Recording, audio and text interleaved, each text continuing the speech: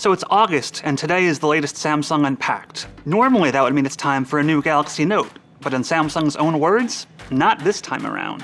Instead, the focus this summer is what Samsung sees as the future of phones, foldables.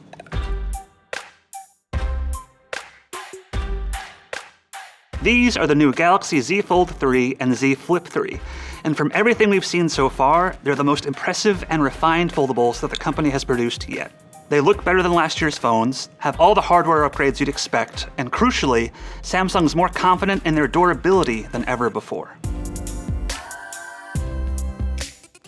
Let's start with the Z Fold 3, since it carries over an important part of the Galaxy Note's legacy, the S Pen. Yes, you can now use a stylus on that giant screen for drawing, taking notes, touching up your photos, editing PDFs, annotating screenshots, and everything else that people use the S Pen for. Samsung made a special Fold edition of the S Pen that you can use for the basics, but the pricier S Pen Pro will also work if you want extra features like air gestures and some Bluetooth tricks. Both are sold separately from the Fold 3. But hang on a minute. See, if you followed along with Samsung's foldables, you might know that their screens are a little, shall we say, delicate? A fingernail could leave a permanent mark on the previous Fold screen, so how are you supposed to use the S Pen without leaving marks all over the place? Samsung claims the protective film covering the ultra-thin glass is now 80% more durable, so hopefully that'll be enough to avoid problems. The Fold Edition S Pen also has an auto-retracting tip that'll pull back if you're using too much force when pressing the stylus on the Fold screen. Now, I spent some time with the Z Fold 3 today and pressed down pretty hard with the S Pen and didn't see any marks, but stay tuned for our full review to see how the screen really pans out. So the S Pen. It works, and it does S Pen things. Now let's get to the rest of the Fold 3, and it makes sense to start with the outside screen this time. It's the same 6.2-inch size as the Fold 2s, but now you get a buttery smooth 120Hz panel with the same adaptive refresh rate as the main folding display. Open the Fold up, and one thing you might not notice right away is the selfie camera, but it's there if you look close. It's now under the screen itself.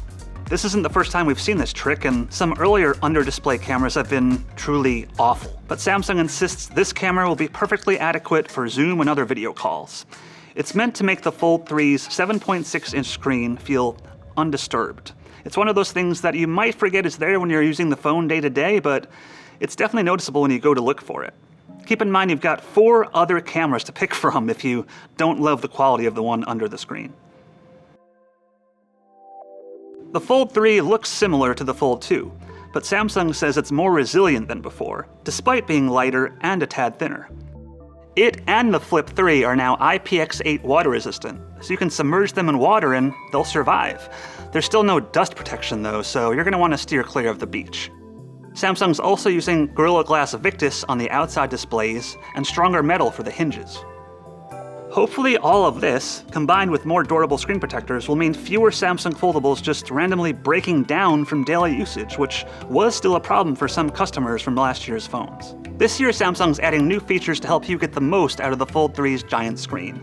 You can now pin the edge panel to one of the sides like a dock, and a new Labs feature gives you control over how apps look when you're multitasking, even for apps that aren't designed for the Fold 3. But I've got to tell you, for as much as the Fold 3 sounds like a productivity powerhouse, I'm more excited about the Flip 3 this year. Maybe it's this awesome cream color that reminds me of vintage gadgets from the 70s, or maybe it's that the outer screen is finally a usable size. But there's just an it factor about this phone. The main 6.7-inch screen now has an adaptive 120Hz refresh rate, and the cover screen has grown to 1.9 inches. That sounds tiny, but it's 4 times larger and way more practical than the teeny tiny screen from the original Flip. On this one, you can add various widgets, or control your music, or access Android's quick settings, or Samsung Pay, or notifications, all without ever having to flip the phone open. Samsung also made a few really stylish cases for the Flip 3 that come in fun colors. So in my hands-on time with the Flip 3, I was really impressed. It feels sturdy, the outside screen is very responsive, the inside screen still lets you split apps, so you can watch a video on the top and scroll through comments on the bottom, or control Spotify, but it is a foldable phone and you can still see that crease in the middle. When you're doing things, it's not really noticeable, but when the screen is black, there's a crease. Now when it comes to their specs, both phones have Snapdragon 888 processors, full 5G support, and Dolby Atmos audio. The Fold 3 comes with either 256 or 512 gigs of storage and 12 gigs of RAM, and the Flip 3 has 128 or 256 gigs of storage with 8 gigs of RAM. As for the cameras, they're pretty similar to last year, which means they should be pretty good. But stay tuned for our full review to see how they stack up against the Galaxy S21 Ultra. They go up for pre-order today, with the Galaxy Z Fold starting at $1799 and the Flip 3 dropping to $999. Both phones will be available on August 27th. Stay tuned for our full reviews to see whether the third time is the charm for Samsung's foldables lineup. Hey everybody, thanks for watching. Samsung also announced new Galaxy watches that are the first to run Wear OS 3, the new software that it co-engineered with Google. Check out John Porter's impressions of those watches on the channel now.